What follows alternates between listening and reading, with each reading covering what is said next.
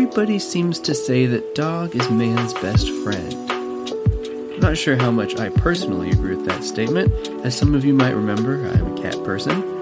But that doesn't change the fact that there isn't much greater of a duo in all the animal kingdom than mankind and dogkind. I know that this show is usually about people, but today we're going to talk about one very good boy. My name is Josh, and this is All the People You Should Know.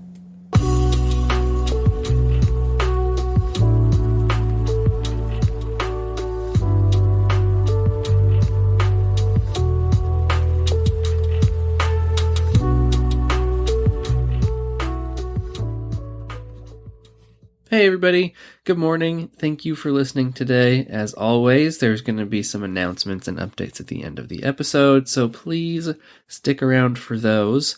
Also, if you're a little bit behind, we had like a 300,000 download celebration. I put out a bonus episode, did a couple giveaways, and frankly, I am still just completely humbled and grateful for everybody that listens to this show. So stick around to the end. I've got a couple of fun things for you. But for now, how about we just jump right into the episode? I know that this show is called All the People You Should Know, but sometimes there are just animals that are so prolific, they transcend the realms of animal history and enter the glorious halls of people history. Also, a bunch of you really seemed to enjoy the episode that I did on Wojtek, the Nazi killing bear, so I thought maybe it was time to cover another awesome animal. Before I introduce you to today's subject, let's talk a little bit about dogs. People love dogs. I mean, despite being a cat person, I do really like my dog quite a bit. I'm not sure that I've ever said it on this show, but I have a Newfoundland St. Bernard mix named Seaman, who we named after Captain Meriwether Lewis's Newfoundland by the same name. But, I mean, people in the US really love their dogs. Listen to some of these crazy statistics. There are over 75 million pet dogs in the US today. That is the most of any country in the world. 45% of people let their pet dog sleep in their bed with them, which is probably nice for some people. I know that my dog would not fit in my bed. 70% of families that send holiday cards to their family and friends sign their pet dog's name. And how about this? In 2020 alone, dog owners in the United States spent more than $100 billion on dogs. That is insane. But why do we love dogs so much?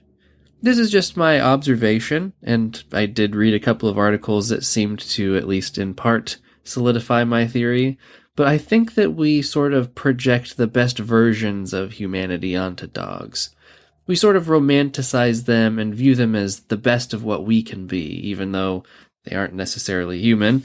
Part of this is because, according to some research, like I said, there's at least a couple people in the world that tend to think the way that I do on this. According to some research, dogs experience emotions like affection, fear, suspicion, and anger, but they don't develop the more human emotions like pride, jealousy, guilt, or shame. In this theory, we can recognize enough human-like expressions to develop a relationship with dogs and sort of see some kind of humanity in them, but we don't recognize some of the most primal human emotions that make us so terrible to each other. Mark Twain actually writes a very funny short anecdote that describes this phenomenon. He says, "Man is the reasoning animal. Such is the claim. I think it is open to dispute. Indeed, my experiments have proven to me that he is the unreasoning animal. In truth, man is incurably foolish. In an hour, I taught a cat and a dog to be friends. I put them in a cage. In another hour, I taught them to be friends with a rabbit. In the course of 2 days, I was able to add a fox and a goose, a squirrel, and some doves. Finally, a monkey. They lived together in peace, even affectionately. Next, in another cage, I confined an Irish Catholic from Tipperary, and as soon as he seemed tame, I added a Scotch Presbyterian from Aberdeen.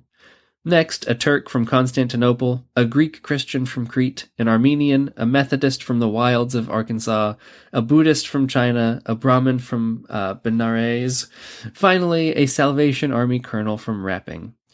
Then I stayed away for 2 whole days. When I came back to note the results, the cage of higher animals was all right. But in the other there was a chaos of gory odds and ends, of turbids, fezzes, plaids, bones, and flesh, not a specimen left alive. These reasoning animals had disagreed on a theological detail and carried the matter to a higher court.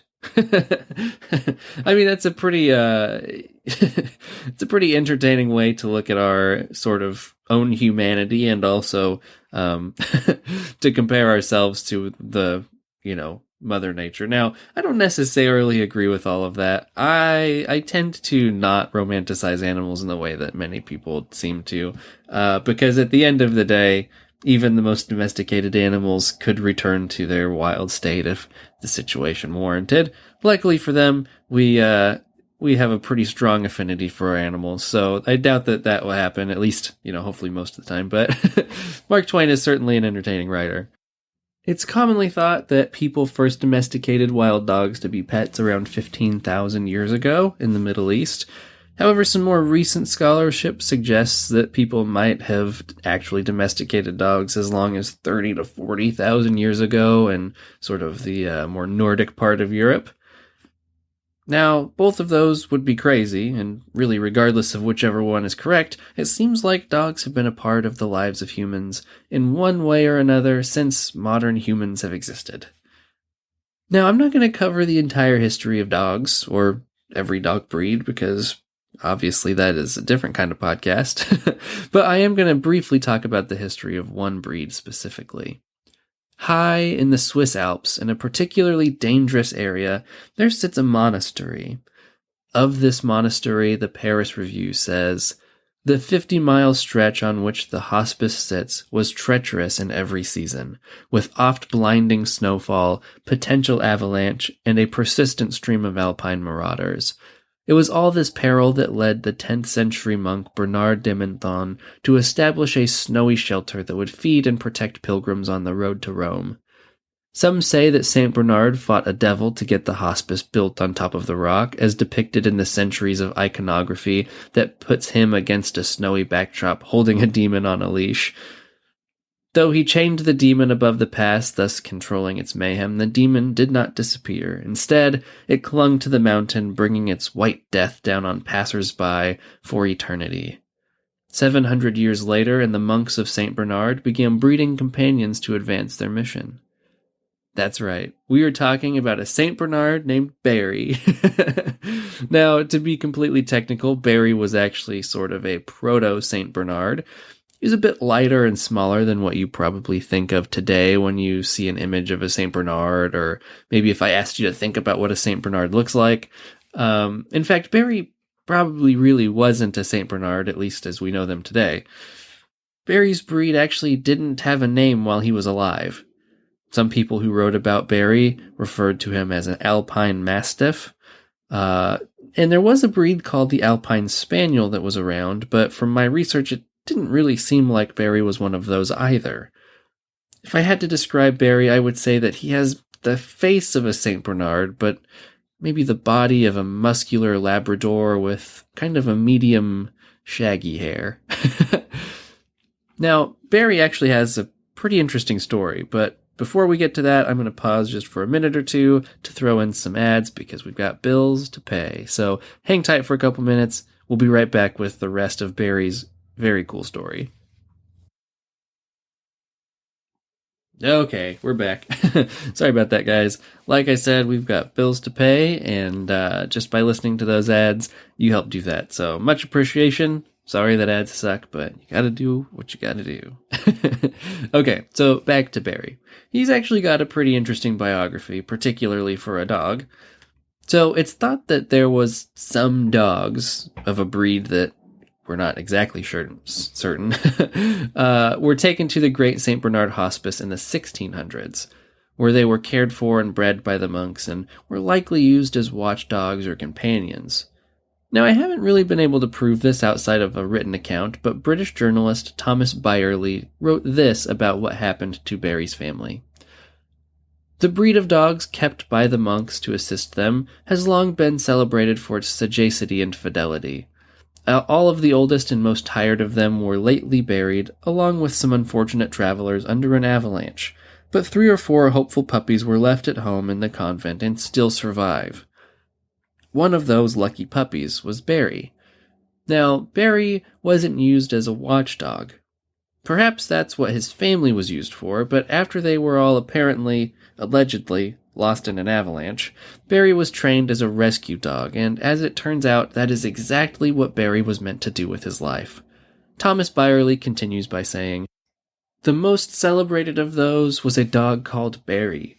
This animal served the hospital for the space of 12 years, during which time he saved the lives of 40 individuals. His zeal was indefatigable. Whenever the mountain was enveloped in fogs and snow, he set out in search of lost travelers. He was accustomed to run barking until he lost breath, and would frequently venture on the most perilous places. When he found his strength was insufficient to draw from the snow a traveler benumbed with cold, he would run back to the hospital in search of the monks." That's right. According to multiple accounts, primarily Thomas Byerly the journalist, Barry the dog saved as many as 40 people. Barry's full name actually is Barry Menshredder, which translates to Barry People Rescuer.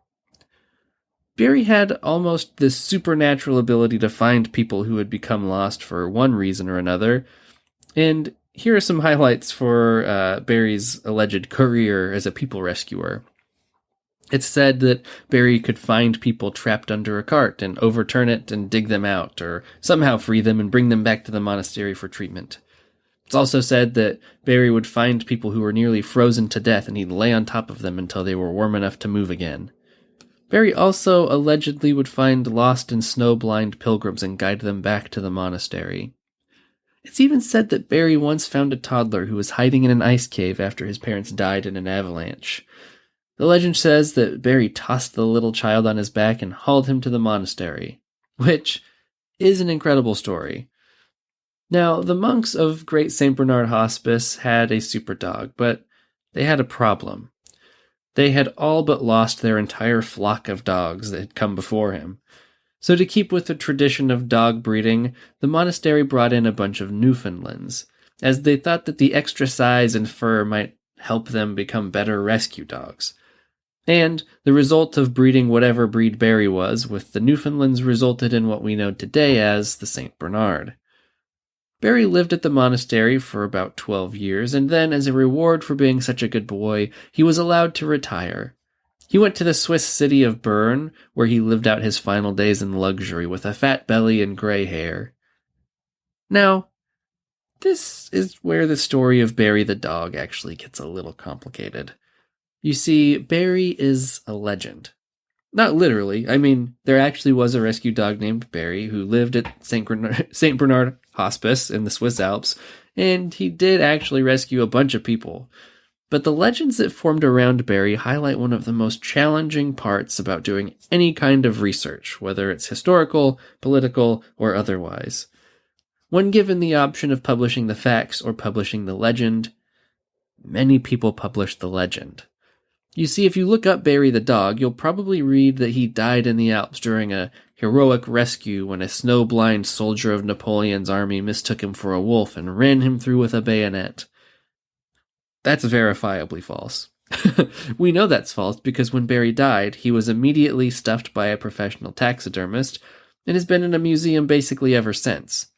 In fact, the only time he left the museum was when another taxidermist took him out to make some repairs and give him a more heroic stance. But the legend that Barry was killed by a soldier in Napoleon's army has been so prolific that even the inscription under an official statue reads, "He saved 40 lives, the 41st killed him." I don't know how that was allowed to happen, but when you see an inscription like that on an official memorial, it gives the legend a lot of substance, even though we actually know exactly what happened to him. Also, Barry didn't rescue a kid from an ice cave. I mean, maybe he rescued a kid, and maybe the kid was in an ice cave, but he certainly did not throw the kid on his back. Like we have discussed quite a bit already, Barry wasn't a St. Bernard as you would maybe know it today. He was smaller, actually quite a lot smaller. So he couldn't have carried a toddler on his back, even if the weather was nice and the ground was flat. It's just not possible. He wasn't big enough or strong enough to do that, even if it was a smaller toddler. So add in the fact that this was in the very treacherous Alps in the middle of a blizzard, according to the legend. I mean, it's just not possible. Unfortunately, I hate to pop the bubble, but it's compelling fiction. But fiction nonetheless. And most disappointingly of all, you know how these rescue dogs wore a cask of warm ale around their necks to give those poor lost souls some help in the Alps when they found them? I mean, they didn't. Not at all, really.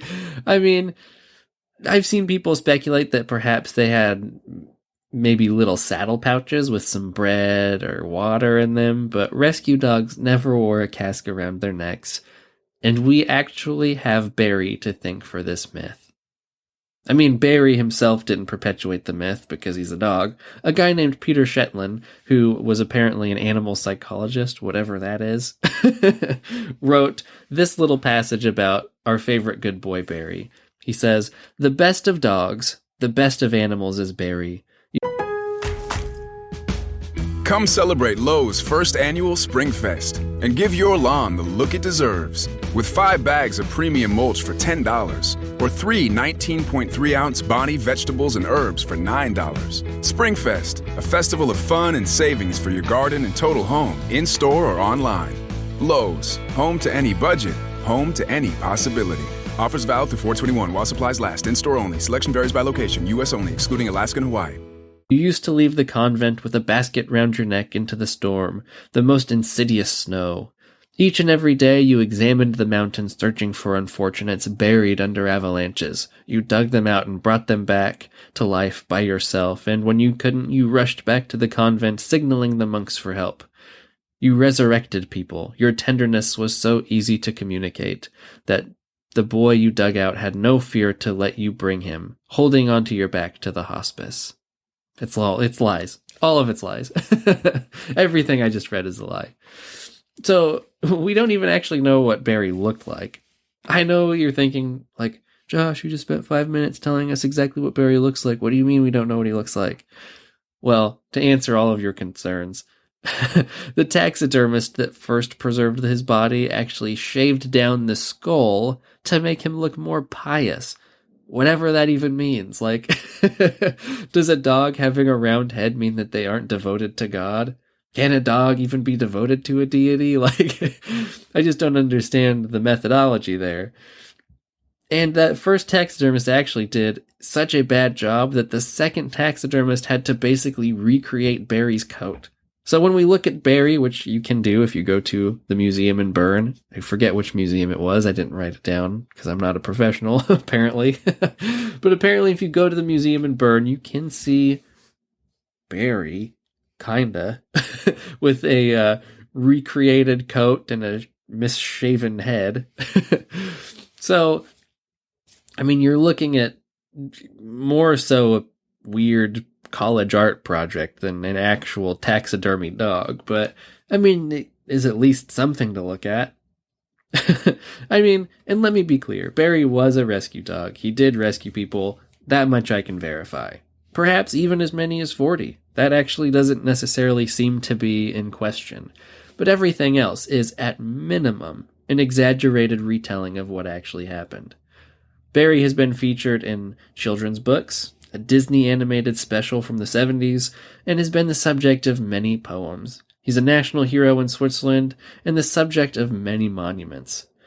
Despite the exaggerations, Barry is a really compelling figure in history. I mean, just think of how much your perception of history has been shattered in the last 5 minutes alone. You thought those things about rescue dogs because of Barry, so whether it was 100% accurate or not, you have specifically one dog named Barry to thank for at least some of your historical perspective. Also, his story really highlights, like I said, one of the hardest things about doing any research. So, remember our friend Mad Jack, the crazy World War II soldier with the, sword and the longbow? remember when I said that he like shot a guy with his bow and he was like the only person to kill somebody in World War II with a bow and arrow? He like himself denied ever doing that, but the legend persists to this day to the point where basically anything you read about him outside of like an actual like semi-reputable work of of nonfiction claims that that's like one of the like most impressive things that he did, and the guy himself says he didn't even do it. It's the same thing with Barry. Like, I read a whole host, probably a dozen or two articles about Barry, and almost all of them talk about the little kid or the cask or, you know, any of these things that are provably exaggerations. Specifically, his death. Many publications say that he was killed by a Napoleonic soldier when we actually have the corpse. But it doesn't seem to matter because once a legend is developed, it takes on a life of its own, and sometimes that life is just impossibly hard to slow down or even reverse.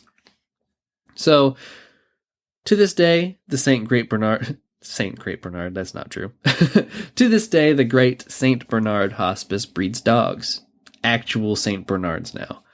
And apparently you can go take a tour of the hospice with a dog guide.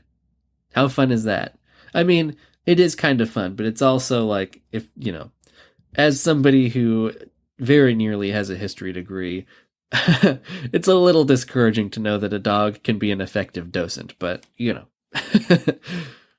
Now, we all love a good dog story, and the Paris Review speculates as to why we might really gravitate towards stories like those of Barry. They say, in truth, no dog that looks like the pooches in the Beethoven movies did any real rescue work on the pass, and the brave, well-trained Avi dogs of today are usually some stripe of shepherd or retriever. The closest thing to Barry in our world might be the St. Bernard breed standard of facial expression and disposition, which requires pedigreed saints to display a noble, steadfast, and benevolent temperament, and a desire to please his owners. Though incompetent as rescue dogs, today's saints must at least act saintly. So what exactly do we memorialize when we visit the St. Bernard Hospice today? When we buy tickets for a tour led by a fluffy, gentle giant that would never have made it up there in the olden times? What do we look for when we make our pilgrimages to Barry's erroneous Parisian memorial or to his compromised hide and burn? If we debunk all of the facts of this heroic dog, his appearance, his career, even his death, what are we really remembering? Perhaps we aren't really remembering at all. Maybe Barry represents nothing that happened on the pass, and rather what happens in our own homes. We see Barry in every dog that might be unfit for alpine rescue, but that, in her devoted tail and affectionate tongue and concerned eyes, saves us a bit every day. For among the many creatures that share our domestic lives, dogs are the animals most likely to run to us, to smell our panic and react, to warm our hearts until we can feel them beating in our chests again. These are the saintly beasts that, in their sharing of lives with us, work to keep the demons at bay. All right, guys, that is the end of Barry's story and the beginning of our announcements. So I actually don't have too many cool announcements. Again, I just wanted to say thank you so much for listening to this show. Hitting 300,000 downloads was just absolutely insane. Now, there is an opportunity for another giveaway, and I'm not going to wait another 300,000 downloads to do it, hopefully.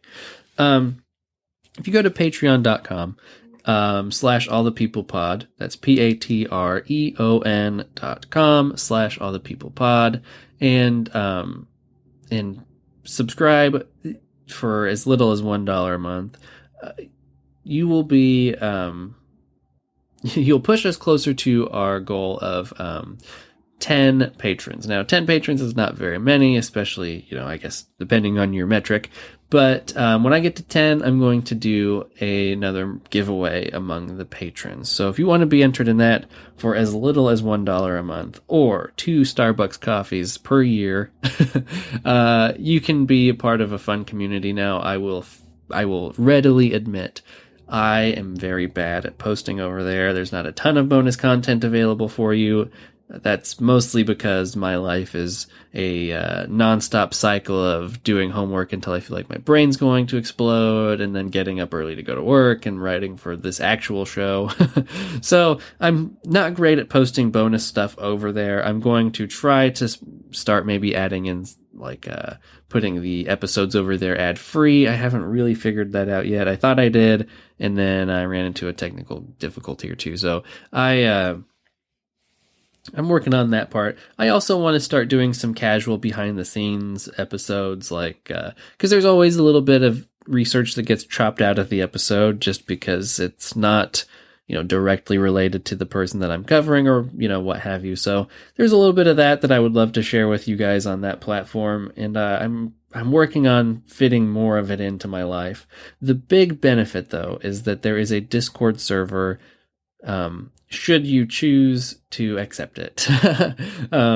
So what a Discord server is, for those of you that don't know, it's kind of like an old school chat room, but just for people who subscribe to this show. So if you want to be part of a fun community where you can talk about, whatever, definitely look into it. I think that it has the potential to be very cool. Just got to get everybody on board, and then, that would be great. And, frankly, reach out to the show however you want. If you can't, spare $1 a month, totally fine. This is a free show after all, so, no pressure. But if you want to still reach out, and you don't have, you're not joined on the Patreon and you're not on the Discord, you can still reach out via email at allthepeoplepod, not at allthepeoplepod, at allthepeoplepod@gmail.com. You can DM me on Instagram or Twitter, or even just share the episode links or whatever, tell your friends. Any of it is appreciated. And like I have said many times before, this is still a DIY one-man operation. So anytime you tag me in a post or, reach out on social media, you are talking directly to me. Now, can't promise I'll reply, but most of the time I do, because you guys are very nice. And I like replying to nice people. So there's that. Okay, I think that's probably as much announcements as I had coming into this week. So go ahead and listen to all of the other shows on the network at allthepeoplenetwork.com. I would seriously appreciate it if you checked those shows out. I handpicked them because they're some of my favorite indie podcasts, and I know that you probably got your regulars you listen to, but it's always a good time to try a new podcast, at least I think. And also go to the website at allthepeoplepod, why do I keep saying that?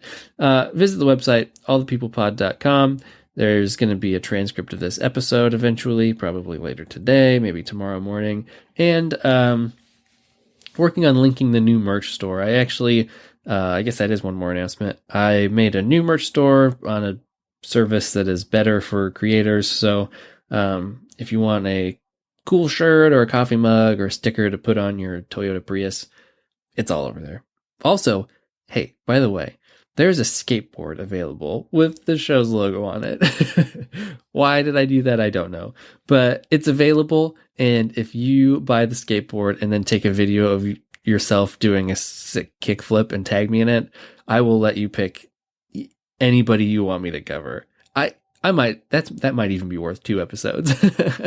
So, anyways, go check out all that fun stuff. I'll eventually share a link to the merch store. Actually, I think I already did. If you're following me on the socials, you should really be following me on the socials. Not because I post a lot of fun stuff, but because that's where most of the announcements actually go. Because by the time I actually get to recording the episode, I have probably forgotten everything that I meant to tell you guys. So, all right. Thank you so much for listening, everybody. Let's have some fun outro music. And if you're ever curious about who the outro music is, just reach out. I have a catalog of music that I can choose from. So, all right, guys, you have a nice week. I got to get to work.